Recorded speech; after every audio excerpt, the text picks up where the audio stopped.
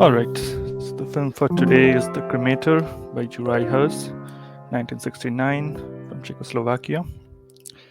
So as usual, we'll go around the table with first impressions. So Vishal, why don't we start with you? Hi.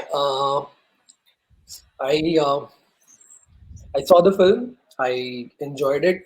Mm, I hope I saw it with a better frame of mind. I just zoned out while watching the film. Nothing to do with the film, but very interesting film. I rarely watch the films from Czechoslovakia. Not because I don't like them. It's just that it's happened that I not really explored their cinema. But whenever I do watch them, they are like stunning films. So this is like one more addition to to that list. Quite an interesting film, and what a central performance, you know. Yeah, So yeah, quite interesting, very interesting. great. All right, Mohammed, I think you've only seen the first 30 minutes. How was it up Oh, to now? yeah, but I have something to tell. It was really, opening itself caught my mind that it is something very creepy type.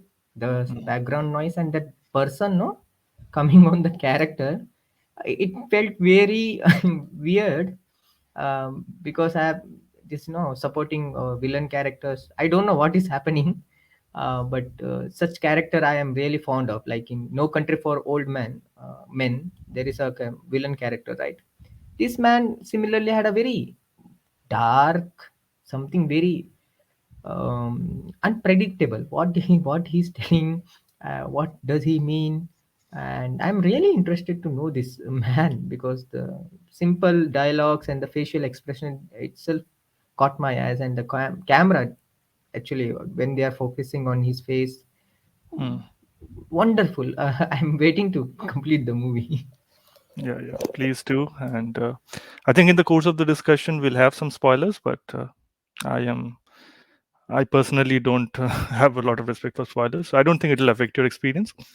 So, yeah. But if you want, you can, drop over something if you don't want spoilers. No, no. Okay, All I right. can go next.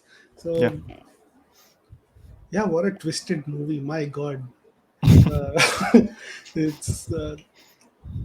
it's it's funny in a very macabre sense of way, Yeah.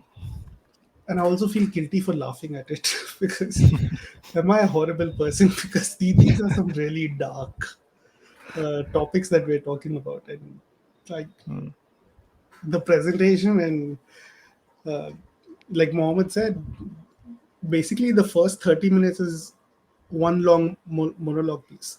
uh, the fact that they keep it interesting and they keep the energy up, and from an editing point of view, they throw you around the film, mm, like they pick you up and they throw you around to a different corner of the um, different location.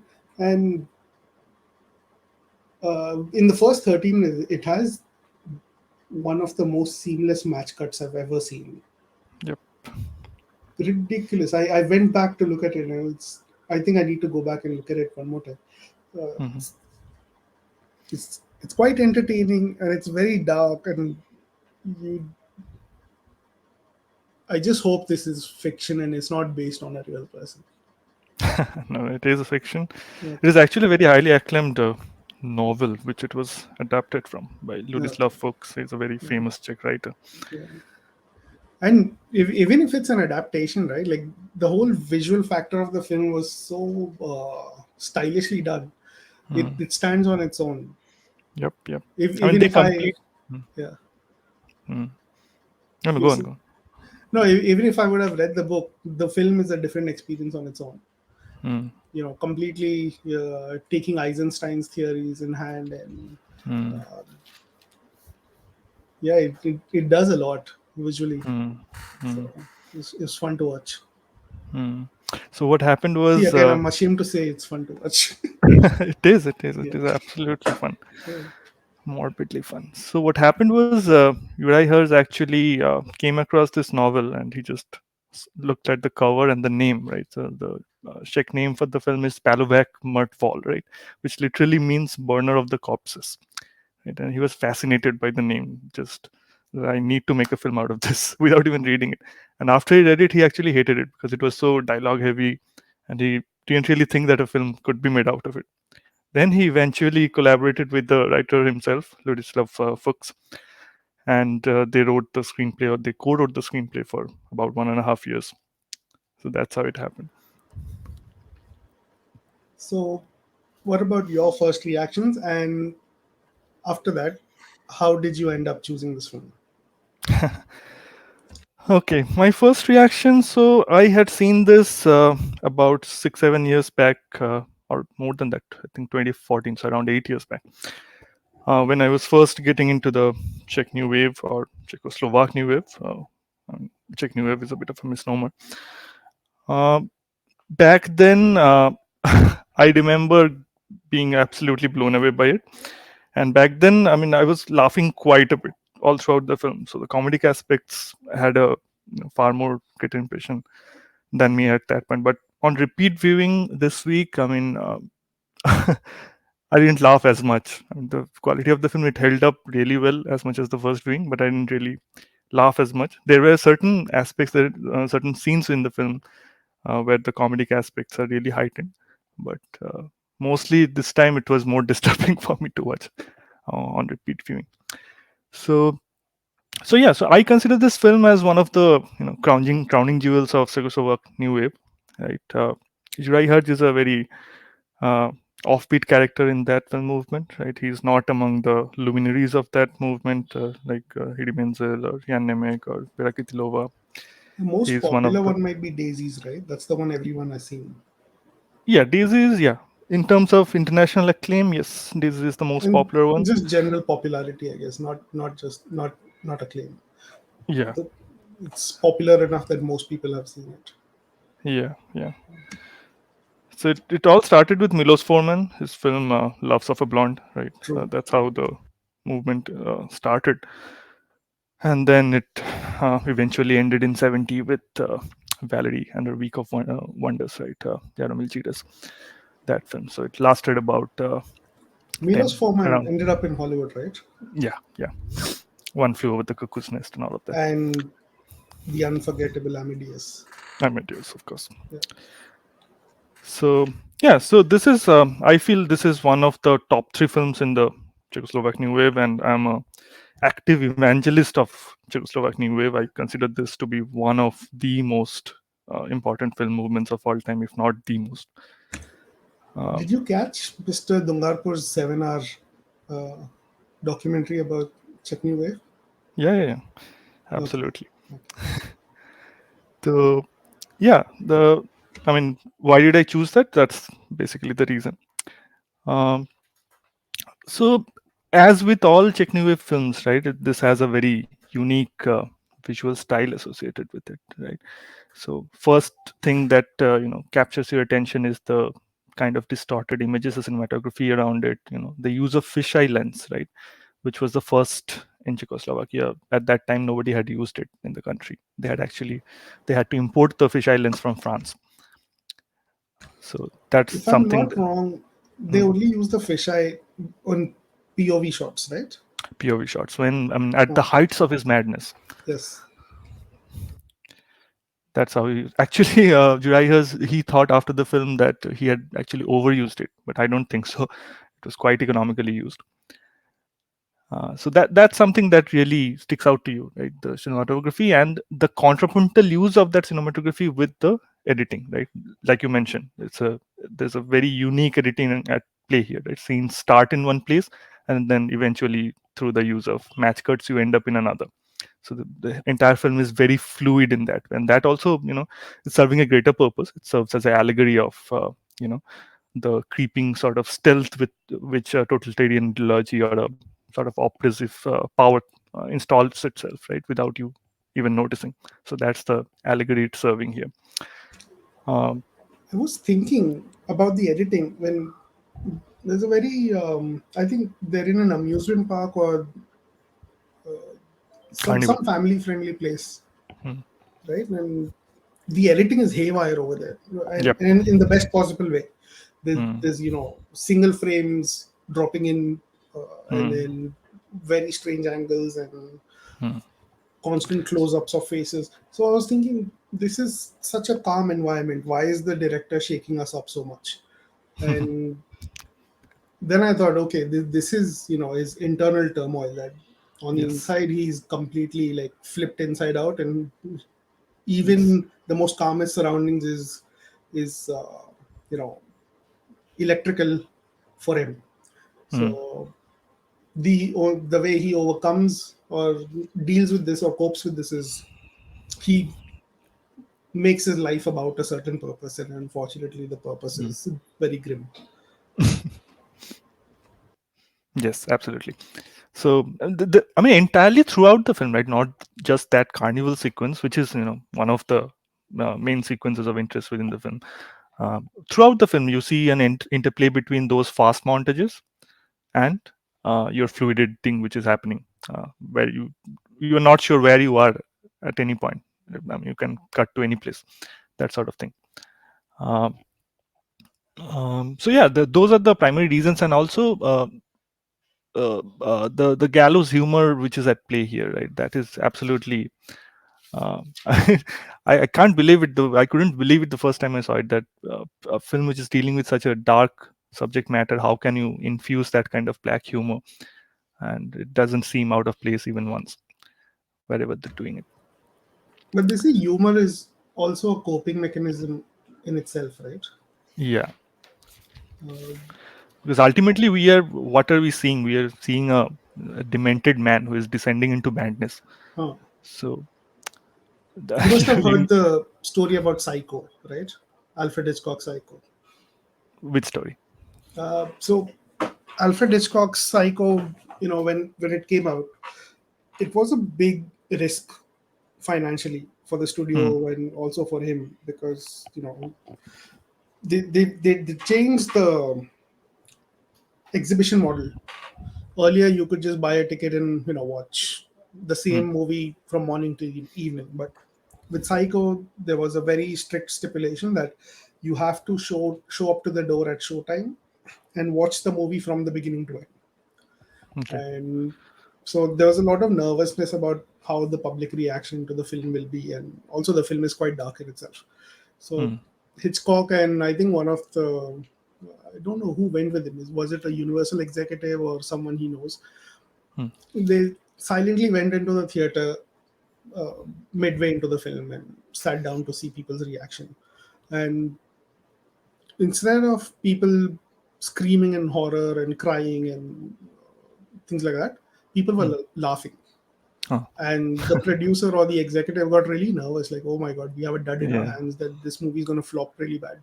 Hmm. Then Hitchcock, on the way back to their office, told him that you see all those people, they're laughing because they can't believe what they're seeing, and it's Hmm. it's their it's their fear which is making them laugh and helping them console themselves that things are okay. Don't be scared. Hmm. Yep, yep. I have heard Yeah, this part, this yeah, particular part where the producer was actually scared that yeah, why are people laughing through this?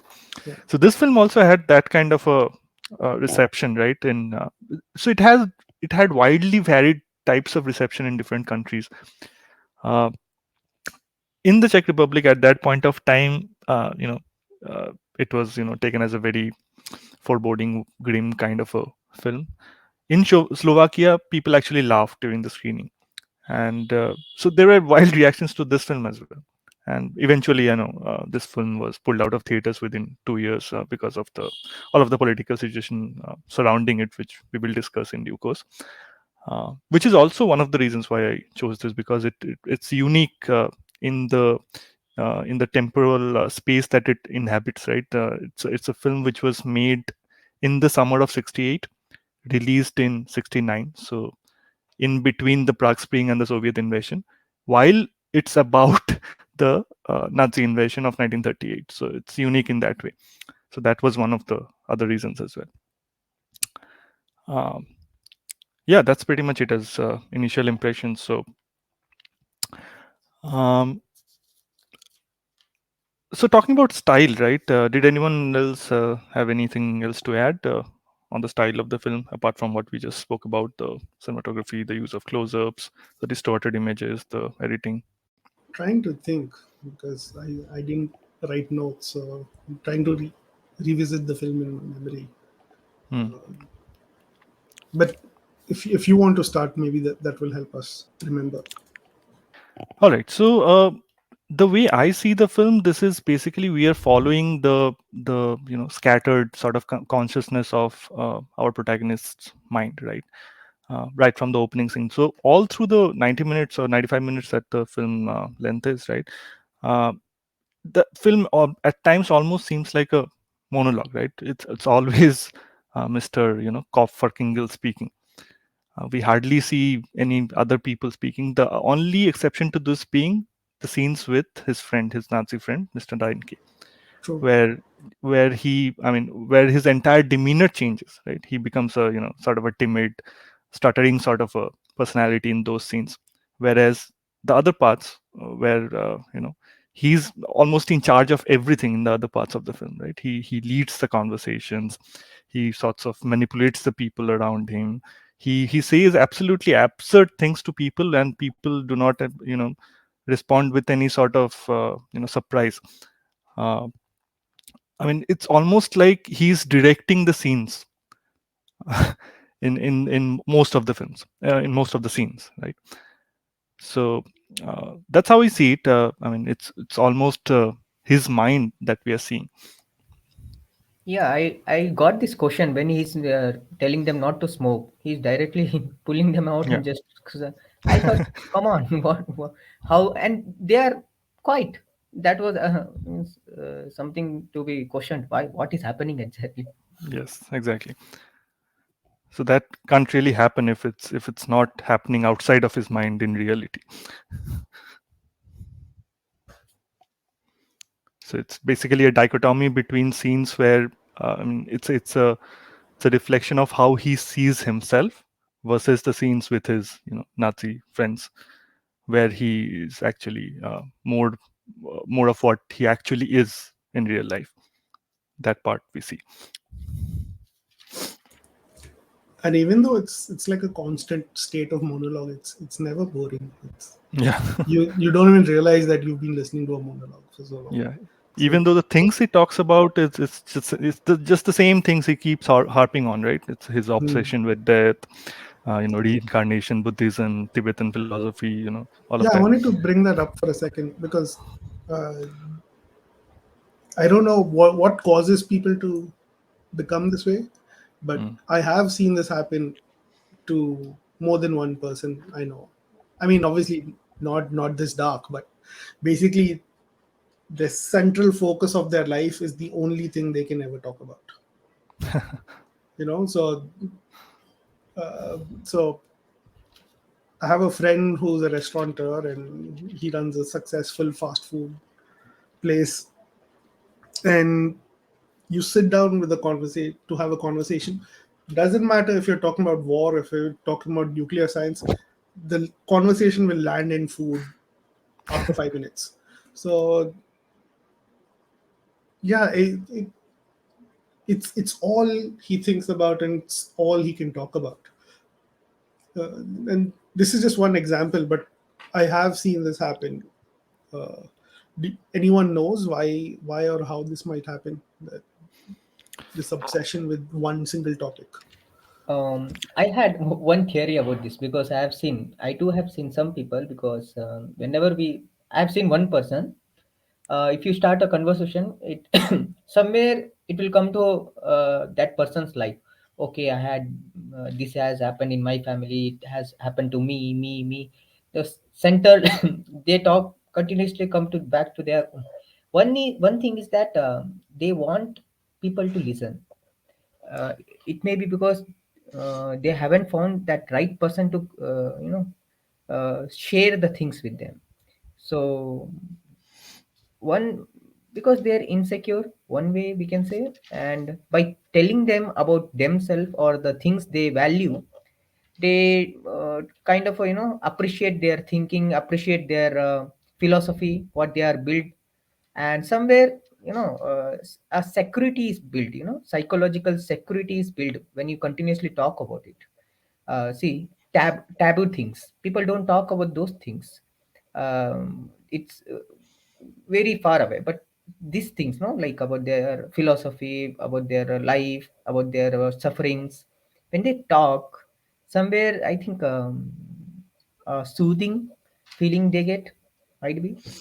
But yeah, that's question as Vivek is asking. Yeah, that also has been my question. So this is something which has been discussed by philosophers. Uh, I mean, I intend to discuss this also in the course of the discussion, right? So this film also is a one of the themes or the topics that it deals with is the banality of evil, right? The phrase which was coined by Hannah Arendt, one of 20th century's greatest philosophers. So uh, I mean, the way she arrives at this banality of evil theory is through this, right? That so much of a modern man's identity is centered around his work, right? So I mean, that's all he knows, right? That's all he wants to talk about. So I mean, even in our daily conversations, or when you meet someone, right? If you ask them, "Who are you?" people will mostly respond with their professions, right? So that's how people identify. And here we see that uh, this this guy, right, Carol, whatever, Kopfrinkel, whatever, uh, he's he's not just a worker or an employee of the crematorium, right? He thinks he serves a higher purpose. um, he's doing humankind a service by cremating them, liberating them from suffering and all of that, and he's totally obsessed by that. So yeah, that's how I see it. So of course that's all he will talk about. But the irony is that all of the ideas that talking about, these are not really his ideas. He's also very impressionable, and these are all secondhand ideas that he has borrowed from somewhere, and he's just regurgitating it. And all throughout the film, we also see that things that other people say to him, the doctor that he visits, or Ryan K, or even other conversations that he has, he ends up repeating those sort of lines in another conversation, in some other scene in the film, right? So yeah. What Mohammed is saying is true, that generally most people like to talk about themselves, and your interpersonal conversations are largely that you talk about Mm. yourself, then you listen to others, and it's back and forth cycle of that. But what I was trying to get at is most people have a balanced worldview of things, the things which are most important to them and least important to them, and the, based on that order, they'll know equal amount of information about these things. So you speak to one of your friends who has a kid in school, you'll be sure that the first thing they talk about is what this kid is doing these days. So yeah, so in our worldview, some people love sports, some people love politics and uh, technology, and depending on what they're interested in, they have varying degrees or varying amounts of information about these topics. But the oddball here is a person like this protagonist only knows one topic, and that is that is something I could not understand. And what Arunav also said makes a lot of sense, that a lot of guys tend to hang their identity on work. And yeah, identity is such a you know uh, crucial crucial topic that uh, it, it gets the best of a lot of people. They, like Arunav said, they're either tied to their work, and these days it's quite common to tie your identity to a certain uh, subset of politics. And anyone who agrees or disagrees in within that box, you discard all other opinions. So because what these political parties have done is given them a sense of identity that your greater purpose in life is Yes. to live by these rules and further mankind, and they fall into that. And the most shameful part about this is uh, the worldviews that doesn't matter left or right. Okay, doesn't matter which party is saying what they consider to be their ideology. If you go back in history, those ideologies could be flipped from one side to the other. Hmm. So, in a way, what these guys believe in is, not long ago they were protesting against. So, yeah, uh, you were talking about identity. I went off for a tangent. No, that's a very pertinent point, which deserves to be discussed in the context of this film, right? So yeah, I mean, that's how totalitarian ideologies, take shape, right, or take or get into the minds of unsuspecting people, right? So Can we again, talk about totalitarianism for a second, and then before we yeah, move yeah, on? absolutely. So, Absolutely. because I'm slightly curious, Mm. do you think this is a common um, practice that they find people who are lost in life and give Mm. them a false sense of purpose, and therefore tying their identity to this new purpose? That's one way of looking at it. Recruiting collaborators, right? But Hmm.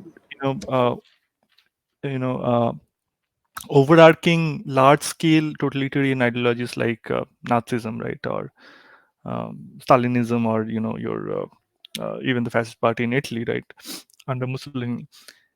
For that to happen, you cannot really rely on enticing select members from society who already have some sort of pathological or sociopathic tendencies, which can be validated and incentivized uh, to recruit them into their fold. Uh, Only that won't work, right? For a totalitarian ideology to flourish, or a political machinery to flourish, you need the entire population, at least, or if not the entire population, a large, vast majority of the population to be, if not active collaborators, at least passive collaborators, right? So that doesn't happen through this kind of a process, right? So again, coming back to Hannah Arendt, right? Because if we talk about totalitarianism, there is no other theorist who has done more work than Hannah Arendt has done. Um, she herself was German. She saw the rise of the Nazi Party, Hitler, the Holocaust, everything, and the trials after that. Everything she saw firsthand, right? So her point of view was that man has three major areas in life, right? One is our labor. She called it as labor, work, and action, right? Labor is your everyday things that every human being has to do. You have to you know um, eat, you have to sleep, your bodily functions, everything that falls under labor. Work is, of course, work, whatever you do. And action, by action, she means some sort of political engagement, or action in the political realm, right? So her point was that post-enlightenment philosophy, or post-enlightenment thinking has actually removed this political realm from the ambit of a normal everyday man, right? So our identities are being shaped, our identities are being molded according to our economic transactions, right? And whatever civic republicanism that we had in earlier societies, starting from ancient Greece, where public debates used to happen on political matters, and all of that has been removed right now, right? So human beings have been reduced to just automatons or cogs in a large economic machine or wheel, right? And this is not just a problem with industrial capitalism. Even within Marxist thought, this is a problem, right? Because ultimately, Marxism is also, the end game is also a depoliticized society where we have a mass society of laborers, right? Whose primary function is to serve an economic role in society. So there is no public realm left in society in any political thought framework. So uh, so what this leads is to a sort of a universal unhappiness, right? Because we are, we identify ourselves through our work. We have nothing else. uh, there, it causes alienation. We don't have roots. We are disenfranchised. We do not think that our, we need to think politically by ourselves. Political thinking is just given to us. We imbibe thinking, right? So that's how Hannah Arendt thinks totalitarianism takes root. So enigmatic leader appears in the scene. They talk about something, they give you a sense of identity, that this is the thought framework that I'm giving you. If you, subscribe to this framework, you are part of this group, and we can work together towards a larger goal, right? That is one of the defining features of any totalitarian ideology, right? So yeah, that's how I see, or that's how Hannah Arendt sees Origins of Totalitarianism, which is the name of her book. Joseph Campbell has a very simple explanation for myth. Mm, He said myth is an idea that everybody is thinking about but nobody talks about. So when mm, a populist leader comes up and says that this is what my ideal is, this is what I strive for, it mm, reminds people of what they've all been thinking about, and that's why they relate to him so much. yep, yep. It kind of shifts the Overton window, right?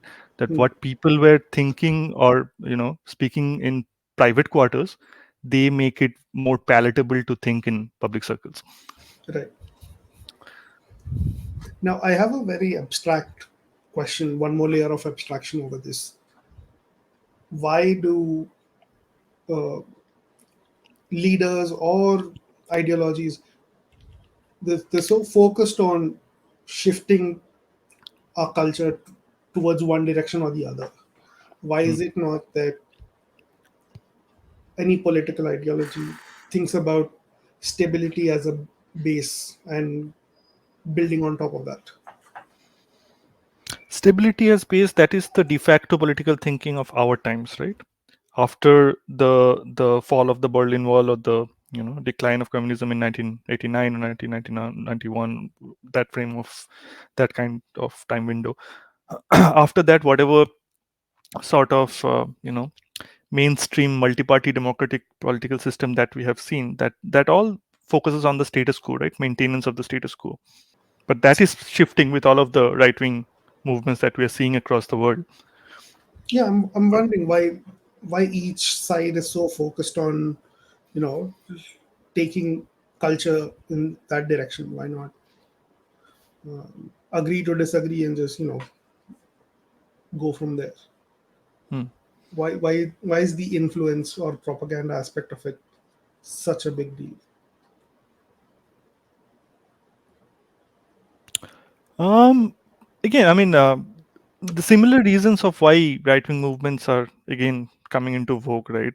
Now it's a bit into decline after all of what happened last year, and in the US elections and all of that.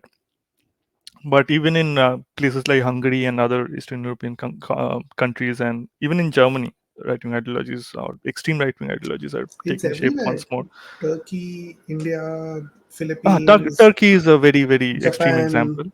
Turkey is a very Uh, extreme example of it, yes. yeah, But the reasons are again the same, right? Because people are feeling disenfranchised, right? Because our right now politics, the way it is run, right? Our politicians are not really leaders, right? The mainstream safe and sound choices of politicians that we have, they are not really leaders. They are managers mostly, right? Politics, the larger framework of politics is being run by high finance, right? So that's why people think they are disenfranchised. Their political views do not matter. They do not really have any power to change whatever is happening around them. And that's true. that prepares the ground for a, as you said, populist or enigmatic leader to come in and say that I am your savior. Follow me. True. I'll lead you to the promised land. But I'm surprised that people haven't woken up to the fact that it doesn't matter who wins, the kind Hmm, of decision making that actually gets to go ahead, or the kind of legislation that actually moves ahead, hmm, is not in favor of the people. yes. So it doesn't matter left or right.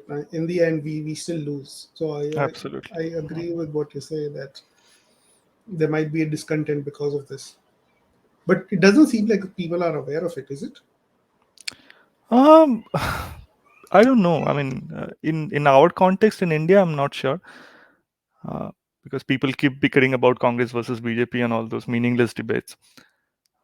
In other countries, some, at least the millennial and the Gen Z population are, becoming more cognizant of the fact that it doesn't really matter who comes into power. Uh, our end result will be the same. Our lives won't really improve. Hmm.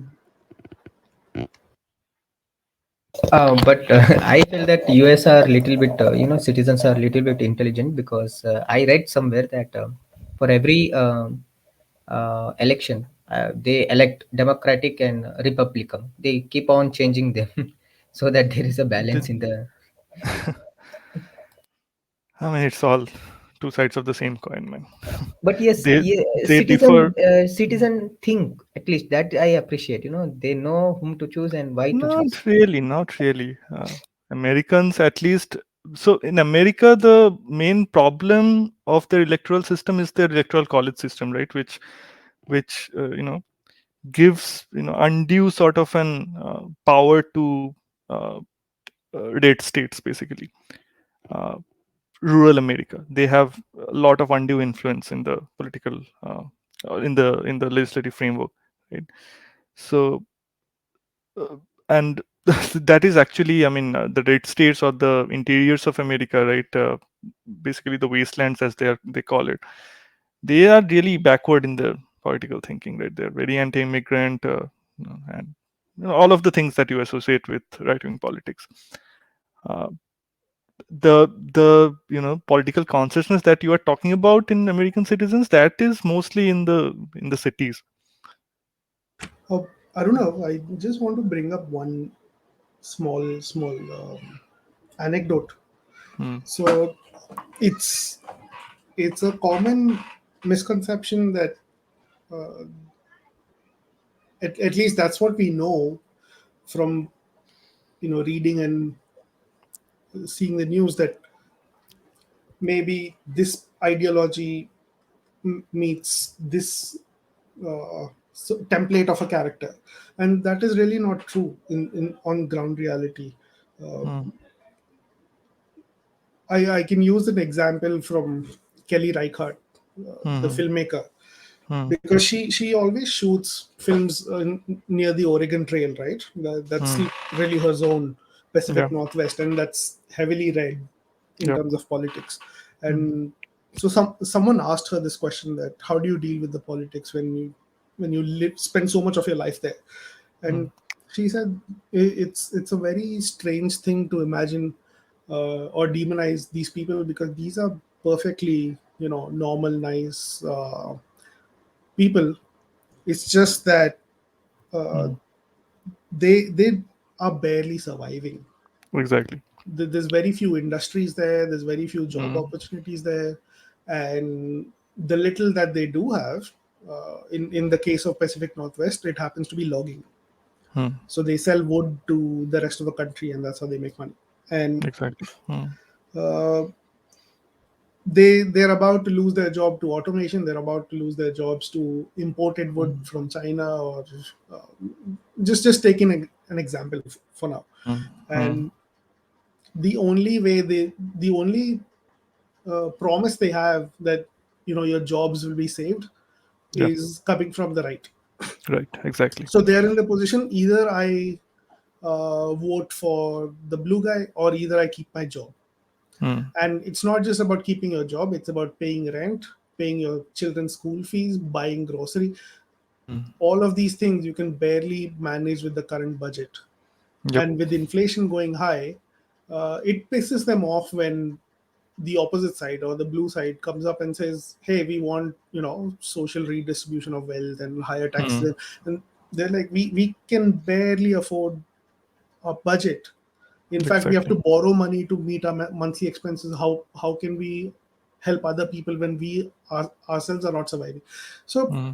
it's I would be surprised if all these people really fully understood uh, the ancillaries of the politics they support.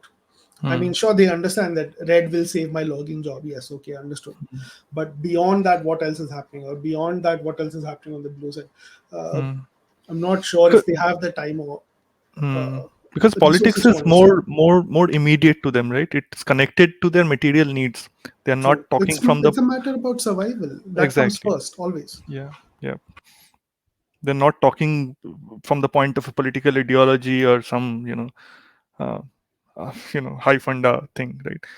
They are talking about their daily experiences, and the reason why they move towards the right, or uh, they are Republican, their minds are of a Republican bent because of the failures of the Democrats, right? Whatever has happened to them, and this is a very very under discussed topic, right? Poverty in America, in the heartlands of America, right? There's a very good book by Chris Hedges, right? Days of Destruction, Days of Revolt. It's illustrated by Joe Sacco. If you have heard of him, he illustrated Palestine, that graphic novel, and it's absolutely astounding if you read that in the inner heartlands of America, that kind of abject poverty exists, while we tend to think of America as a land of prosperity. Well, uh, the prosperity operates like a bottleneck. Hmm. You know, the wealth goes up the bottleneck, but it only Yeah, reaches a few yeah. people. So that's a whole nother debate. Another debate, yeah. Correct. All right. So coming back to our film, right? Okay. So we have talked about the style. We have talked about the totalitarian aspects of the film. Now, apart from that, right? Um, what are the themes that this film is touching upon, right? Uh, One aspect which I felt this time not so much in my first viewing, that this was equally scathing to Nazism as well as Stalinism, or the kind of oppressive communism that Czechoslovakia was seeing at that point of time, right? It was comparing totalitarian ideologies and how at the baseline level they're quite the same, and they operate along the same lines, right? Any thoughts around that? No, but I'm curious to hear the supporting examples of this, this observation. All right, so the leaflets, so coming back to the reception of the film, right? So it was initially quite lauded because of the, so to start talking about this, we have to get into the political situation of that time, right? Also, so let's talk about the Prague Spring, right? The time at which this film was being made, right? So the Czech Republic, after the Second World War, right, in around 1948, Czechoslovakia was, split into two. There was the Czech Socialist Republic, and there was the Slovakian Socialist Republic, right? And they were basically installed regimes by Russia, by the Soviet authorities, and all of them, including Romania, Albania, all of those countries, Hungary, Poland, they all served as satellite states of USSR, right? And then uh, for the first a decade of it, around one and a half decades, around 1960, 62, that point of time, things were fine. I mean, there were no large scale revolts, no large scale dissent happening anywhere, right? uh, but around 1963, 1964, that time, dissent started building up in the Czech Socialist Republic, right? uh, so there was this uh, so at that point of time, the Communist Party secretary in Czech Republic was Antonin Novotny, right, who was very much a pratchik of the USSR, very much their lapdog. Uh, so what happened was, in that regime, there was a deputy prime minister called Ota Sik, who was also a very, very influential economist and an intellectual, who started talking about the inadequacies of the regime at that point of time, how there were, shortages of basic amenities, housing was a big issue, there were food shortages all of the time. Prague was just falling into pieces because of maintenance issues and all of that. He started talking about all of that, and ultimately that movement started gaining steam.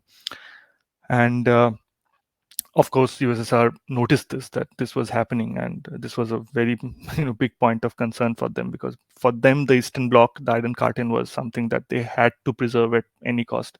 They could not take the risk of seeing dissent or regime change in any state, any satellite state that they had, because according to them that would have had a detrimental effect in other states that they had installed, right? So at that point of time, Brezhnev was the secretary or the leader of Soviet Russia at that point of time, right?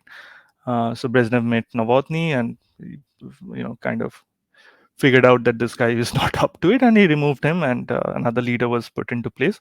He is the legendary Alexander Dubček, right? And Dubček, as it turned out, he was more of a reformer, and he just spearheaded the entire process and sped the process up.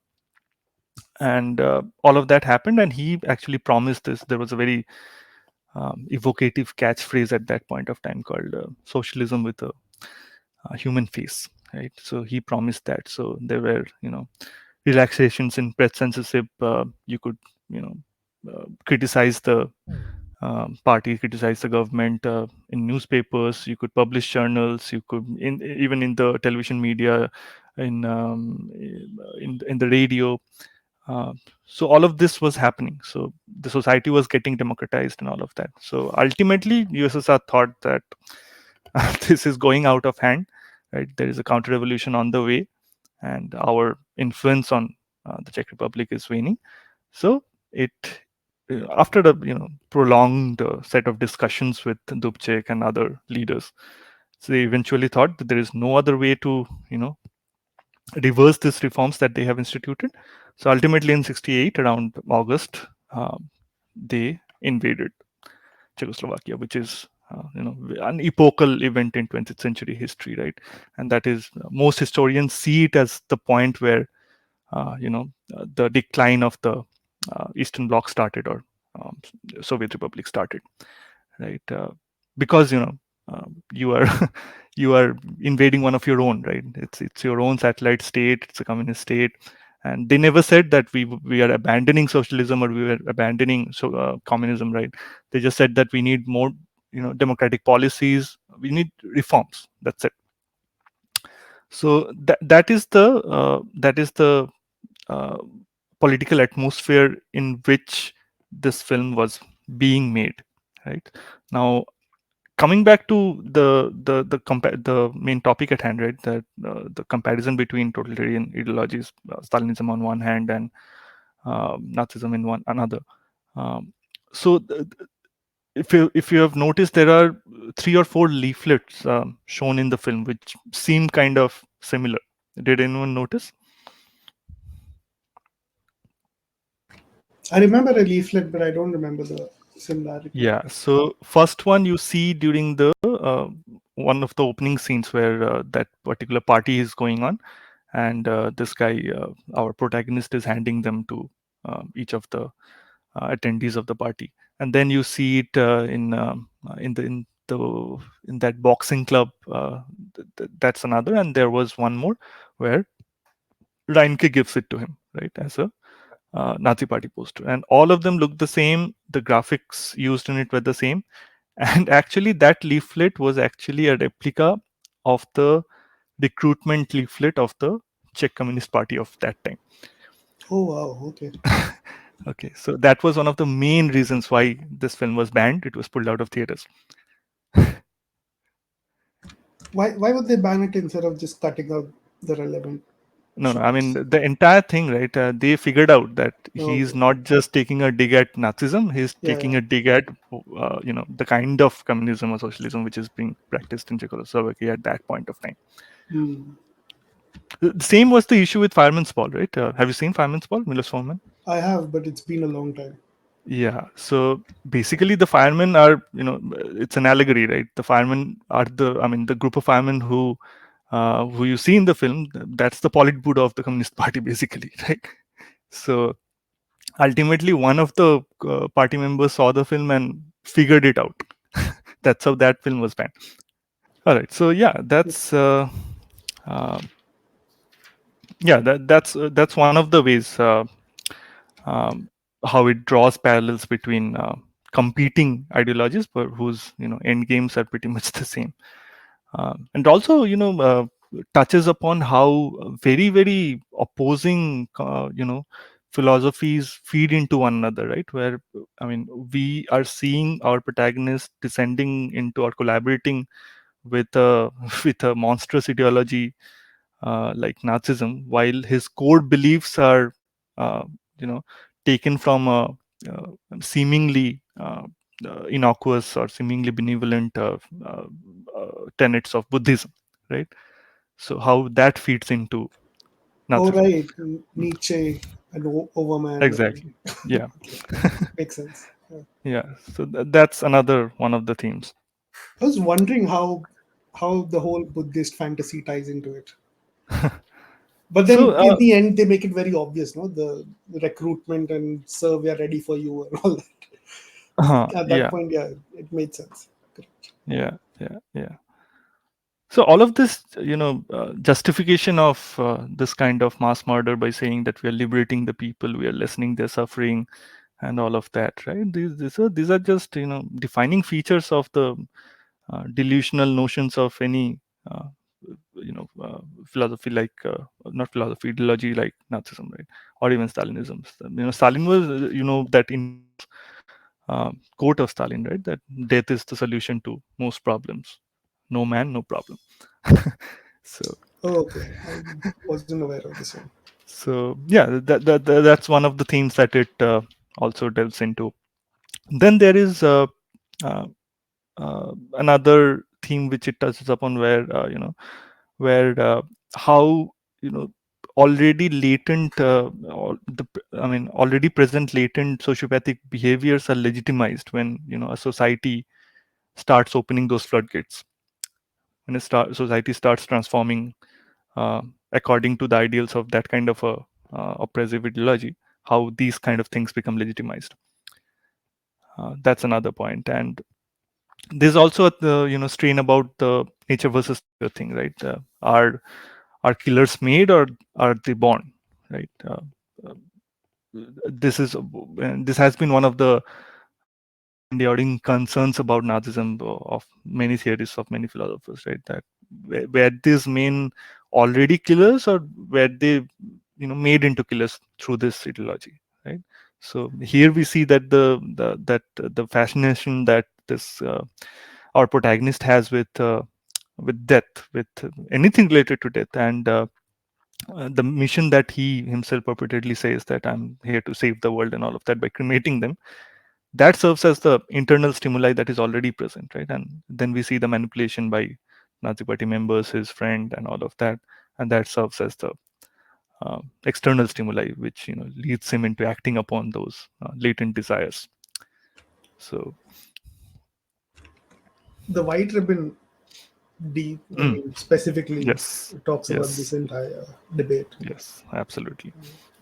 That's a great film. One aspect of the movie also I loved. I thought of sharing with you. Mm, This man in the movie is shown as a very confident figure. mm, As a kid, I think my grandmother used to tell me that a cremate earlier in olden days there was a cremator, the person who used to be near the graves. I think even now they have, but mm, wherever bodies are burnt, mm, my grandmother used to say that he's a avatar of Shiva. Uh, uh, means Shiva, the god. So mm, in a way, he's not doing anything bad. Actually, he's a a door opener to the new incarnation. Means we are given a new body, a new soul. No, no, soul is same, but new body is given. So somewhere I was connecting with this. Why this man is so confident? Because 30 minutes I saw he's so dynamic, means, attractive, magnetic personality with so, and very confident. Though he's Mm, talking about the death, and people are agreeing and they're clapping. mm, So I thought I was connecting. Yeah, cremators are meant to be very confident. If you know the death, you will live, you will lead a very confident life. You should know the darkness to appreciate light. So I think this man, why he's means, why does he have a magnetic personality or so confident? I think somewhere he has discovered that death, or made, negotiated with the death. So that might be, but curious to know your concept that if a person knows the death, or philosophy of death, why we mm. die, why we reborn, I think that man can, easily manipulate any person, especially the vulnerable, the people who are going from depression, the people who are not, who are searching for some shelter, as a solace. So these people, I think they somewhere, not all, I don't know, not anything, but these people have lot of power more than political leaders. This power, these people can, do lot of good or bad equally. Yeah, I mean, in this context, right? This guy is, you know, absolutely confident because he sees himself as not just a cremator or not just an employee in a crematorium, right? Sees himself as serving a higher purpose, like he keeps on repeating throughout the film, that he's saving humanity basically by relieving them of their suffering through cremation. So that's where his confidence is stemming from, and all of that is based on something that he has read in just one book. And it's a fascinating character and the way Rudolf Rudinsky played him. I feel this is actually one of the greatest acting performances in the history of cinema. And Rudolf Rudinsky is actually is a legend in Czech cinema. Jan Nemec called him the John Gabby of Czech cinema. It's like Dilip Kumar or something like that. In fact, there was a Criterion version of the film, so there was a Mm. additional video Yeah. along. So his son apparently he had auditioned somewhere, Mm. and I think the director or somebody involved, the producer involved with the film or play, I don't know what he had auditioned for. He said the only way you can get cast is by changing your last name, because the expectations would be too much for even Yeah. for us to manage. That's how Mm. huge a star he was, Mm. a figure Mm. rather than star. Mm. Mm. Yeah. I sorry, the reason I kept on going out was because I there's some internet issue. I even spoke a bit, and then I realized you guys are not you guys are not able to listen to what I'm saying because somebody started talking over me. So basically, it felt like so there was an issue. I had to like log out and log in all the time. There's one No. interesting, not interesting. I didn't. I I really don't have a lot to say. I do agree with whatever most of what Arnav said.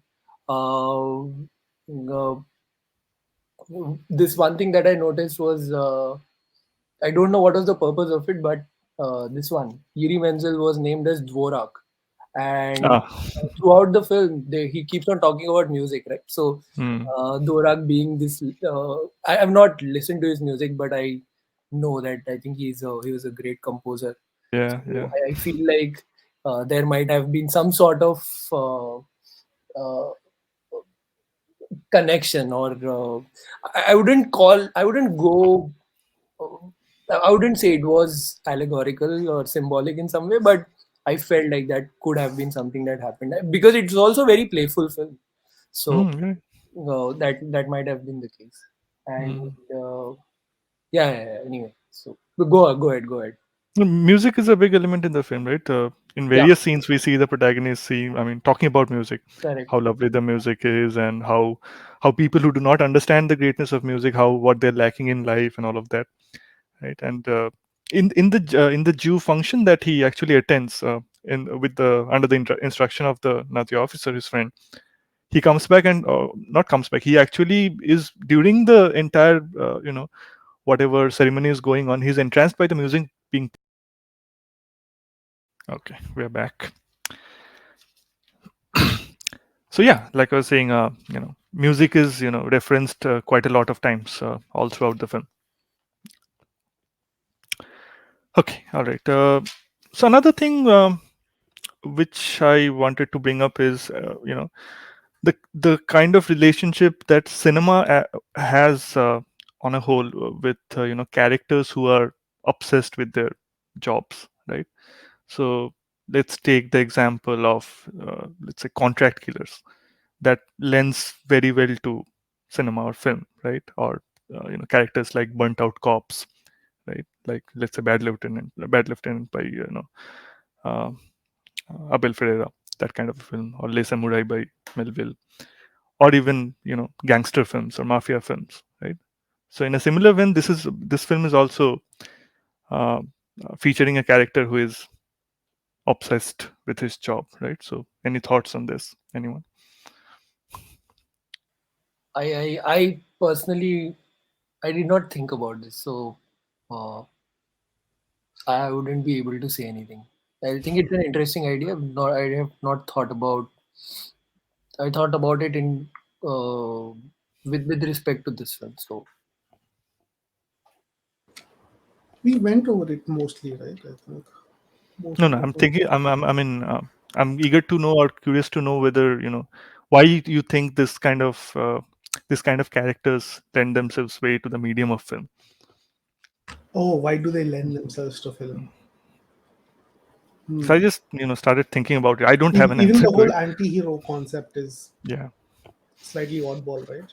Hmm. Um, I was going to say curiosity, but I'm not able to elaborate the thought. In general, people are interested in knowing about things that are different from them, right? Hmm. So people have different areas of obsession, and some people are into true crime, some people are into wildlife videos, and uh, all these things are very far removed from what happens in your immediate surroundings. For Hmm. most of us, we wake up, we go to work, we come back, and we go to bed. That's it. There's nothing dramatic, nothing life threatening going on. But I don't know what part of human psychology drives us to learn more about potential threats. This is something politicians also take advantage of. That if you don't do this now, tomorrow, they'll come after you. They being whoever they want to demonize. Hmm. So maybe that has something to do with it. That they're showing us this person who does not fit the definition of normal in society, uh, and what extremes would this person possibly go to? Is that's the curiosity that keeps you hooked? Hmm. Potentially, I'm just riffing based on the thought I mentioned a minute ago. Yeah, I just wanted to. I mean, I don't have a thesis myself. I just wanted to hear if you guys had any. Right. Um. Okay. I think we have talked about the style, the themes, all of that. So, just one more, small nugget of information that I wanted to bring up, right? So, this film actually had an alternate ending, which they had shot and everything, which actually got confiscated by the authorities at the time when it got banned, and nobody knows where it is anymore. I think it got burnt or something. Uh, so the alternate ending was so after this guy, the final scene, all of that happens. The alternate ending was that uh, it would cut to the Soviet invasion of Prague in August '68, and all of the popular uprising against it, and then of course the Soviet violence against the protesters, and among the crowd surrounding a few Soviet tanks, the face of our protagonist will reappear again with that, in the with that unique sort of a uh, uh, disturbing, beatific kind of a smile. So that was the alternate ending. That no matter uh, who our oppressor is, be it the Nazis or the Soviet who are invading us now, the collaborators will remain the same. And as you can imagine, uh, it was of course confiscated, and nobody knows what happened with it. I went back to the film to look up the posters that you had mentioned, Hmm. and I found the scene with the boxing poster, and Hmm. the illustration Hmm. has the Hitler mustache, Hmm. and that the pose of pointing towards the Hmm. reader is basically the Uncle Sam I want you poster. Yeah, yeah. You can look up the Czechoslovakian Communist Party recruitment poster from that time. The layout will be exactly the same. Yeah, but I didn't expect the Uncle Sam connection over here. So that was surprising. There's one thing I wanted to bring up is Yep. that so this guy is not really. I mean, he is obsessed with the cremation business, Hmm. but he's not in the cremation business because he's fond of it. Uh, I think he represents an archetype of a person who has found some modicum of success doing what he does, and he makes it his area of obsession because of that. So perhaps he's obsessed with this idea of success, uh, But and he does enjoy his job also, right? The way he actually takes out his comb and arranges the hair of the corpses before he nails the coffin shut. hmm, It kind of feels like he enjoys all of that. hmm, Plus, he has installed actually speakers and all of that around the crematorium so that he can listen to music while doing all of that. hmm. So I was thinking by giving this character a funeral job, it highlights the absurdity of the situation that this is not a job to take pride in. Hmm. It's a job that requires discretion, humility, and compassion. None of these qualities which this guy has. Hmm. This guy has hubris and pride and all of Hmm. that. So Hmm. yeah, I think there is something to be noted over there. So our modern day parable would be, some big industrialist. So, for example, the guys who run these industries, right? Uh, let's take soya bean for example. That's a huge industry. They make soybean oil out of it. They make tofu out of it. This and do you think someone's actually passionate about that? It's so someone wakes up and thinks, "Yes, I'm gonna make some oil today." They don't. But I guess once success goes into your head, you want more of it. And the thing with crematorium, right, is he takes pride in the technology aspect of it, that it's Yes. Hmm. efficient, it's Hmm. you know for some reason he keeps bringing up pain, but I don't know why that should apply, because it should only be used for dead people, but he keeps bringing up painless. So Hmm. uh, yeah, he takes pride in the mechanism of the whole thing, that Hmm. it's really the modern futuristic way of end of life ceremonies, Hmm. and the delusions of grandeur never stop. Hmm. The, his entire attraction to the Nazi post was that they'll allow him to make bigger, better Hmm. furnaces. Hmm. And again, the absurdity of that is really the humor that uh, Hmm. That crematorium that's serves. the yeah, that's the expertise that he offers to them to advance Yeah, in that it's regime, a right? functional piece of machine. It serves Hmm. one purpose. But even then, you always have to grow. You always have to make it bigger. You always have to, Hmm. uh, and that happened with American industrialization in a way, right? Or Hmm. Hmm. any corporate uh, or industrial endeavor. It, it's all about endless growth. Yep. More, more, more. Uh, Hmm. they ran short of food in World War II, so America decided that we'll industrialize the shit out of farming, and Mm. we'll have so much excess that You'll uh, have to burn it. no, not burn it. So the whole idea of packaged foods that you get in your supermarket, Mm. biscuits or jams or uh, what have you, all the packaged foods that you buy, snacks, potato chips, all these things are product of industrialization. That Mm. means they became so efficient at growing food that they had excess food and they didn't know what to do with it. Mm. They tried to sell it off to other countries, but not every product could be sold. So they had to convert them into products that somebody else could buy. And that's how the supermarket and packaged food industry was born. Mm. It's because of World War II. So yeah, they take any concept and it's I think that's what they're doing. They're pointing out the absurdity that funeral and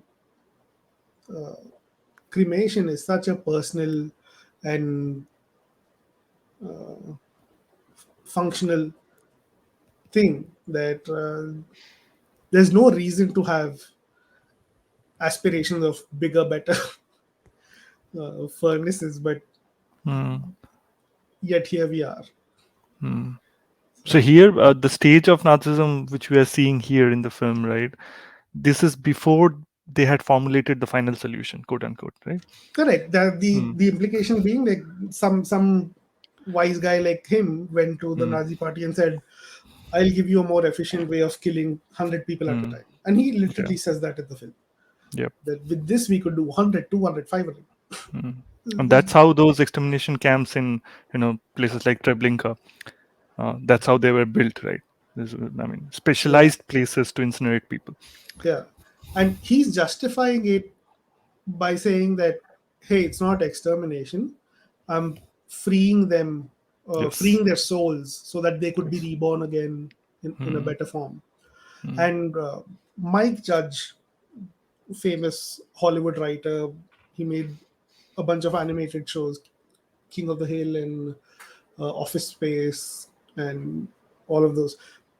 He made a show called Silicon Valley a few years ago, and Right. Lovely show. yeah, yeah. So while talking about that show, right, he said these people in the Silicon Valley are completely ashamed of the fact that their entire purpose is to make profit, right? Because the only startups that are getting funded, which have 100x potential or 10x potential Mm. in terms of scalability. Mm. If it's not scalability, it's not even defined as a startup. So, It's not profits, it's the valuation, like Rasaneman says, right? correct, valuation. Mm. That is the correct word. So, if your idea is not scalable, it's not even a startup. That's how it goes over there. And he said Mm. they're so ashamed of the fact that the entire purpose of this organization is to make profit that they justify it by telling themselves that their real purpose is to make the world a better place. And every startup will say that, every presentation will Yes, say that, yes, yes. and it's If you absurd. remember the first, what is the name of that conference that they go to in the first season? TechCrunch. Uh, TechCrunch, exactly. Yeah. No, TechCrunch is the publication. I think the conference is something else. No, Anyways, TechCrunch Disrupt. Disrupt, yes, TechCrunch Disrupt Disrupt. is run by Yeah, yeah, TechCrunch. yeah, yeah. Every Yeah. startup who presents their product, they end up saying the same thing, literally the same thing. We are here to Yeah, so change the he world. noticed that, and he made a satire out of it. Yeah, So, yeah. same thing going on over here, that he has guilt that his success is literally on the backs of Mm. mourning families. So he justifies it to himself, saying that, hey, it's not just death. It's a better chance at a better life. Mm. And he tells this to his cat also when the cat is trying to, get some food from the dinner table. He said, not in this life, but in next life, maybe you can have some of this. Mm. Yeah, Oh, that's how the one, reincarnation aspect yeah. And comes one in. thing that really made me laugh is at at the funeral of his wife, right? Hmm. When he says his final goodbye, he says, "As the as the director of this crematorium and your husband." So husband comes second Second, after. yeah, yeah, So yeah, that one really got me. yeah. That his obsession is so deep that even at a personal crisis like this, all he can think about is his position. Mm. But yeah, that's it from my side. Yeah, this obsession with efficient systems, bureaucracy, logistics, the entire logistics of the scale of the activities involved. These are defining features of any totalitarian regime, right? And the regime that we are speaking about here, and the crowning, uh, you know, uh, project of their regime was, of course, the Holocaust, and the entire the entire machinery which was involved, right? This was not your traditional evil. This was evil on a unprecedented scale, right? And the just the amount of systems, the bureaucracy, everything that was involved here is just staggering, right? And again, I come back to Hannah Arendt, and that's how she differentiates between your classical traditional ideas of evil versus your totalitarian evil, right? Yeah, uh, World War One was more brutal in terms of the number of deaths than World War Hmm. Two, if I'm not wrong, right? I'm not Because sure that's the about that. world's first mechanized war. Mhm. That now you really have industrial equipment to fight. It's not just horses and swords anymore. You you have guns, you have cannons, you have landmines, all these things that can hurt people without ever facing them. Mhm. So the casualty, and since it was new technology, I don't know why, but Oh, they it did seems not like have the. two was greater, at least almost double. 40 million versus 85 million. Okay, so maybe because the technology was new, but they didn't figure out until much later that mechanizing war was not uh, a successful idea, Mm. because so much infrastructure also got blown up, right, during World War One and Two. Yeah, yeah. Two more so because the world had progressed at a rapid pace between one and two. I mean, rebuilding of the things and all of that. Okay, I just got this funny, more the progress, more the destruction. In future, Yeah. if we have any war, I think we may lose everything now what we have built. By future, you Yeah. mean next week, right? Mm. Not next week. Can be No, anytime, man. yeah, yeah, yeah. That's what we are sitting on right now. All right. I think we have pretty much discussed all that I had in mind. Any other topics that anyone else would like to touch upon or discuss? Yeah. Last question. Is it good to have any philosophy for a person, like good or bad? We shouldn't judge them, but having philosophy as a back of your whole existence, is it good? Because I always, whenever see a person, I always question personality or a good character. Any person who is at the high position, like in my college, I have two professors. Same Max, they teach Max. One professor has a very different philosophy. The other has completely different.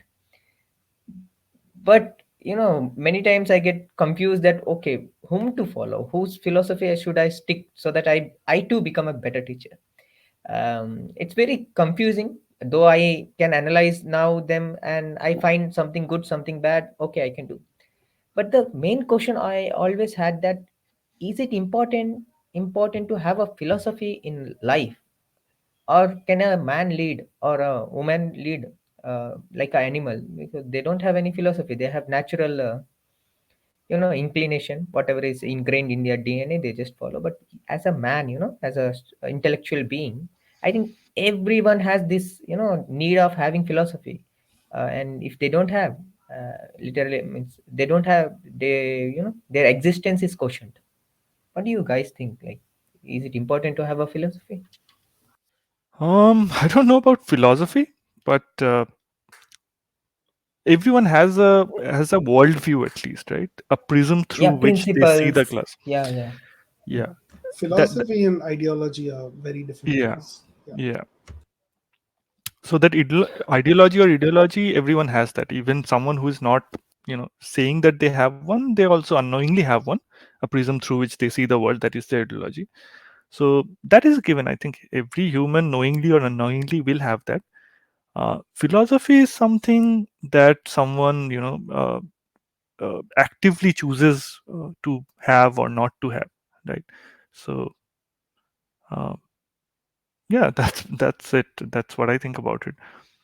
Uh, so living your life in accordance with the philosophy, I don't think there is any objective good or bad associated with that. It's just that uh, you have to think for yourself, right? uh, Thoughtlessness or the conditions of thoughtlessness that oppressive regimes or the times that we live in, they promote, that cannot lead to good outcomes. You really have to think for yourself. But there is one counter argument, means I don't know, that people should think for themselves, but I think that many don't want to think for themselves. They don't Yes, want yes, this, absolutely. Mm, they don't want to think at all, mm, but if I ask a very intellectual, any normal question, they say no, no, let's follow it happening. Actually, they don't exactly. want to think. Yes, yes. That is the seed of totalitarianism. Again, I come back. I mean, I keep harping on Yeah, that yeah, yeah, point, yeah. right? So people do not think for themselves. They are looking at a leader. They are looking at someone to deliver something to them. Even their thought frameworks, they need it delivered, right? So yeah, that is what totalitarian regimes are all about, and that is where this banality of evil comes from, right? So you might know of this person called Adolf Eichmann, right? Very infamous person from the Holocaust, right? He was effectively a pencil pusher, a desk jockey, basically, right? Who sent people from one camp to another to exterminate them, right? So he had a very highly publicized trial in Jerusalem in 1961, right? And Hannah Arendt actually reported that trial on behalf of the New Yorker, and her book actually came out of that trial. That book, which is named "The Banality of Evil," right? And he was this guy Adolf Eichmann. He was actually put in a glass booth, almost like a caged animal, for people to see, and people came in huge numbers to see this trial, to see this guy that who is responsible for the deaths of so many millions of people. Right? So I mean, people came and they were surprised. They just saw normal, ordinary, cliched kind of a guy, and when he spoke, right, there was absolutely nothing extraordinary about him. He's just an ordinary guy with cliched views. He didn't even have that much of a uncompromising sort of hate towards Jews. And he just said that I was just following orders. I'm just an average Joe following orders. You know, in the prospect or looking at the prospect of a promotion or a raise, I'm just following orders, right? So that's the kind of totalitarian evil which comes into picture when people do not think for themselves.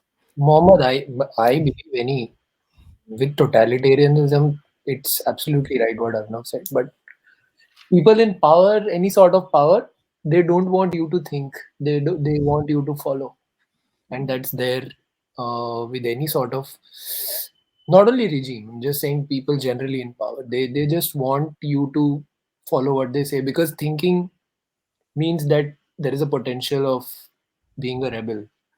So that is not acceptable. So whether or not people should think of for themselves or not, that's I mean that's far away. But it starts from the fact that uh, people in power do not want you to think, and sadly, through ages, that has been the case. People do not think for themselves, or maybe I don't know. It's actually a very long. It's a deeper topic, I would say.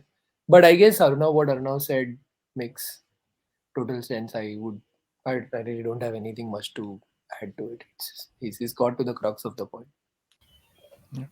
But still, in this era of internet, people can access, you know uh, almost everything, but except in few countries because the Sorry, Mohammed, having data yeah. is different from having knowledge.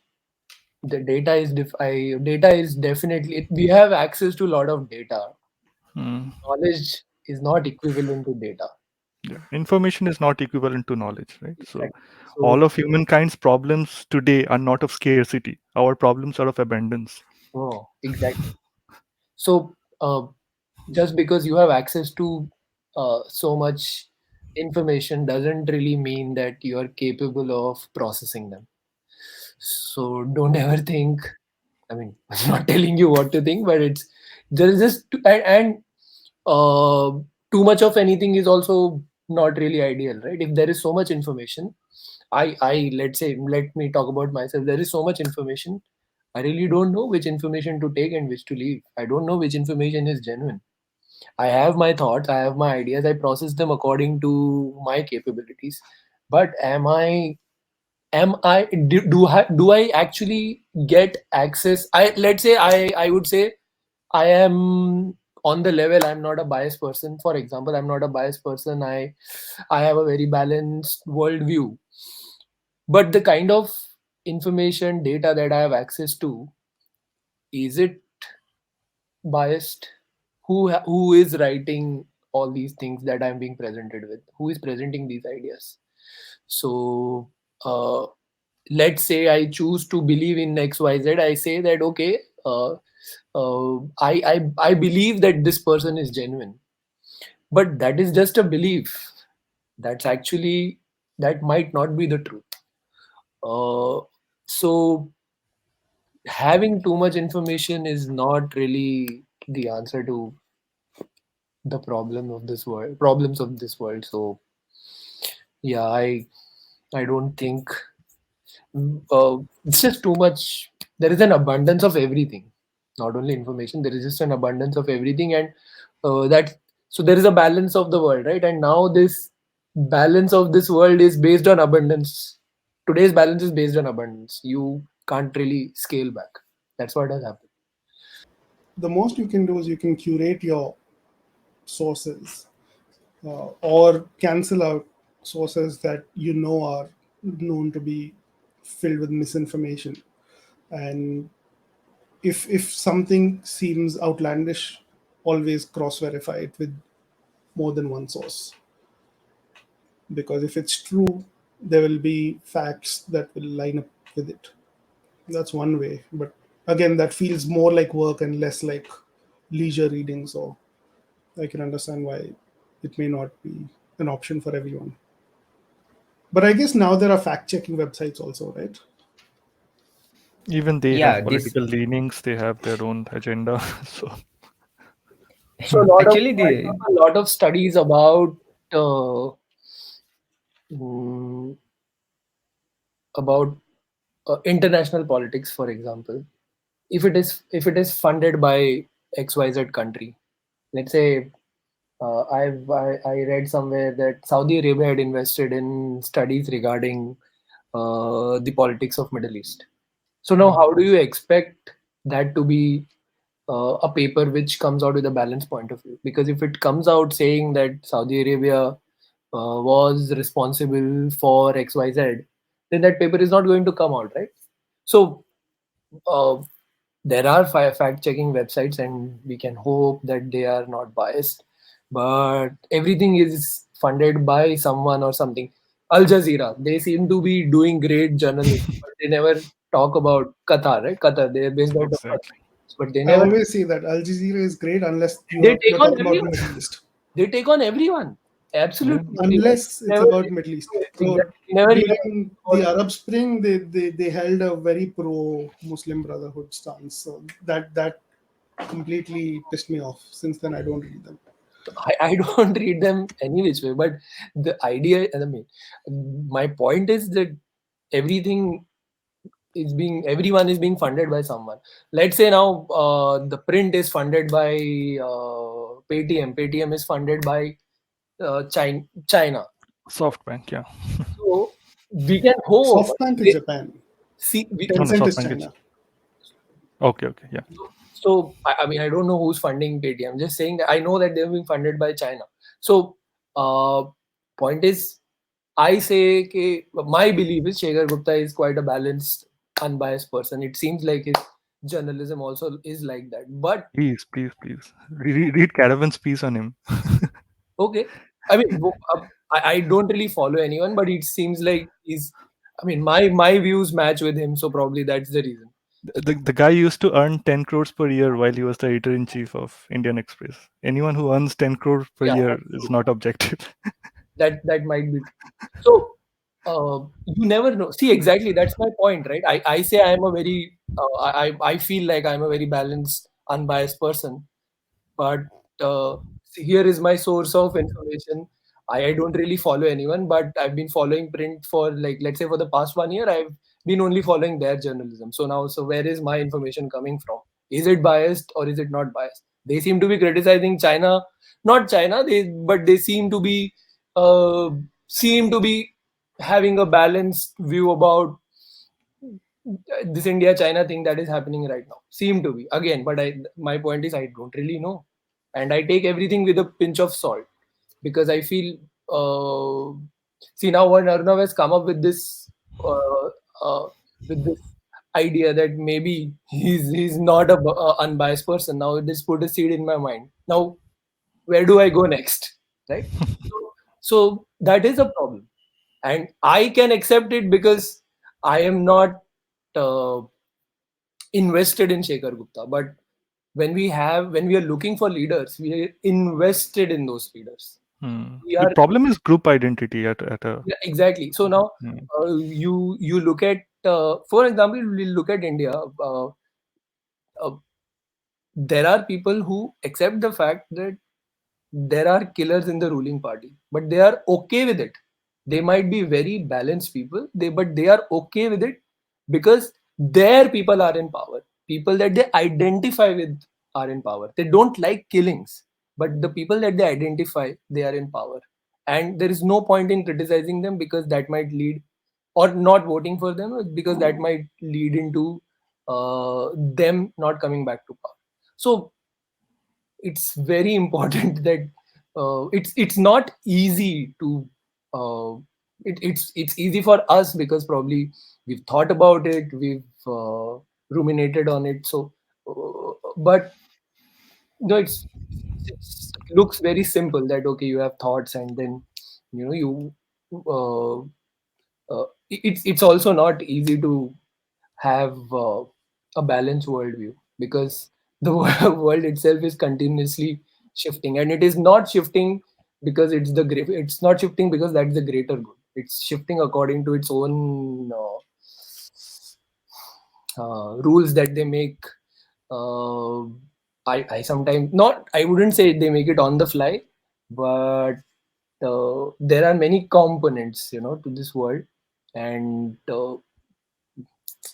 as I said, like it's such a deep topic. It's such an interesting topic. There's so many variables to it. It's a never-ending thing, anyway. Yeah, yeah. The important thing is to take everything with a pinch of salt. That's it. Exactly. That I agree. I agree to that. It's very important. You never know. I mean, even the most learned people, they fall prey to these things. True. True. True. True. The pinch of salt, how I learnt was, there was a social science teacher. I have always had this question, that because every time government changes the textbooks, history, they also are manipulated. So I asked him, how do you base your your whatever you teach to your student, how do you protect your authenticity, or the relate, Mm. how real you are, whatever you are conveying, that is truth. In one textbook they may criticize some person, other next syllabus they may praise them. So he said, simply he said that, see, Mohammed, if you want to, be 100% sure, then you have to read lot of books. Just go research. That is the only way to come to a authentic source.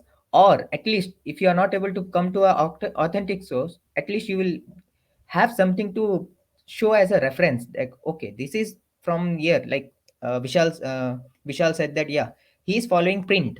So whatever his ideas or whatever opinions are based, somewhere print might have been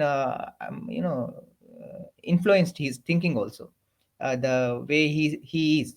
So the only thing I think is just reference whatever you should, reference are the best way, or else we are not able to, how to conclude at all. Vivek rightly said that you need to have multiple sources. That's true.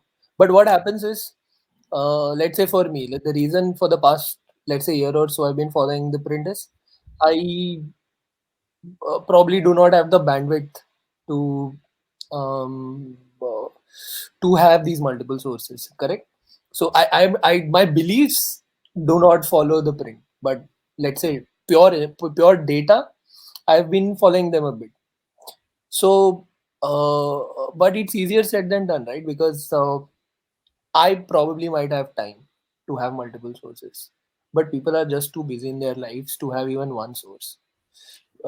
If you go and start talking to, like, if, let's say you will say demonetization was a failure and this is the data here, I have processed, like, I'm processing it for you and you read it. People will not even have the time and energy to go through it or even listen to it. So Yeah. it's like that, it's you do the best you can. That's all you can do. And and probably even the best is not good enough. I was just saying that that's where the demise of platforms which did purely reportage, that's where it hurts us, right?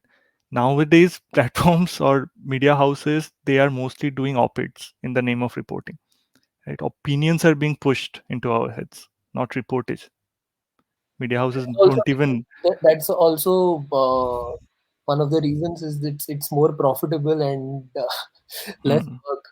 Yeah, you don't have to invest on reporters, the Exactly. costs involved, nothing. So You just.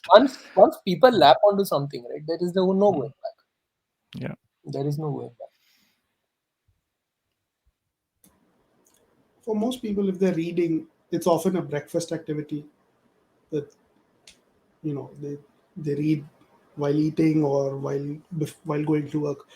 Or if most people are watching the news, it's a prime time activity. So both cases, it's it's a passive activity. It's not something Mm, they have, like Vishal said, they may not have the energy to follow up mm, on every single story and verify all the facts. It's simply not practical to expect that out of every reader. yeah. That's So where our lives have changed, right? The thing I was talking about, our engagement with the political realm, that has reduced so much. Work has consumed so much of our lives. I mean, even our dad's generation, right? They used to read the newspaper in the morning. They used to actively discuss it with their colleagues, peers, whoever. They had real engagement with the political process. I mean, our generation does not really have that because of all of the other things that consume our attention. Our or generation also thinks that be because, the change you wish to see. You go on. give traffic to media houses that are doing actual reporting I, work. I try as much as I Yeah, can. Yep. yeah, yeah. Sorry, Vishal, please go ahead. No, I'm just saying that we everyone feels that they have access to a lot of information. Mm, We think that we have access to a lot of information because we have easy access to internet, and the older generation feels that because of WhatsApp. So everyone is nobody is being objective. We are just thinking that even now it feels like I am condescending a bit, but what do you do? What do you do? I don't really have an answer, Mohammed. I don't have an answer. I guess coming it all boils down to trying your best and taking everything with a pinch of salt. mm. It's just a world of opinions that we live in. Opinions, opinions, I would opinions. say don't tie your ideology to one specific thing. Sorry, don't tie your identity to one specific thing. Identity should be a personal thing and not something that others can define for you. At least, that's the way I see it. I don't know how correct it is. Then second thing that I learned is always be open to change. So if you have conflicting information or updated information, be prepared to change your worldview or be prepared to update your ideology. And ideology and philosophy again are two different things. Philosophy is is a rumination of a topic. Ideology is defining the goal of a topic. Is that loosely correct? I don't know. I wouldn't say defining the goal. Ideology is mostly a set framework through which you make sense of the world, while philosophy is more on an abstract level. All right, I think we have digressed too much. Did you get an answer, Mohammed, out of all the conversation that we had? Yeah, somewhere I have come near because this really matters. Because as a kid, we didn't have any social media. Because now generation, because I have seen each standard student is following some political leader at this age. At eighth standard, I didn't know that okay, politics is something to be followed, and this social media makes them so biased at this young age. I think we were the luckiest generation that we were exposed to less information, but now it's very Mohammed, because it's dangerous. easy to access, right? We don't really we want more rather than we don't concentrate on quality. When we had to go through and find a book, read a book to get some sort of information, you would make sure that, or you would at least try to get the best out of it. So, To be honest, Vishal, we still have to do that. It's just that we don't do it. but I'm saying this because I'm writing something which requires like very specific citations.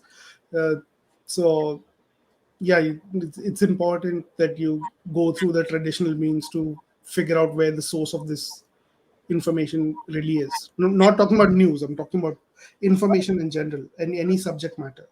So Mm. that option is still available and that option is still required available, in some that's what I'm cases, saying. It's there but we don't do it. because there is so much access to information. Correct. It's like you're watching porn and then you just want to watch every video because it's there in front of you and sub chahiye before you even get off. even the weekly notebooks that we publish right at Arthaus, even those I try to reference back to print media first and then go to online sources. So it's there, but whether you do it or not is for every one of us to decide. All right, I think we should wrap up now. It's Yeah, almost, or else we'll Yeah, talk yeah. about politics again. yeah. All right, so I'm glad that everyone enjoyed the film. Uh, Given the chance again, I'll present another Czech film probably next month or in a few weeks. Yeah, thanks for sharing this one. It was a good film. Yeah, I agree. Yeah, I'm dying to watch it. Okay, then. All right. Thanks everyone for joining in. We'll see you next week. Bye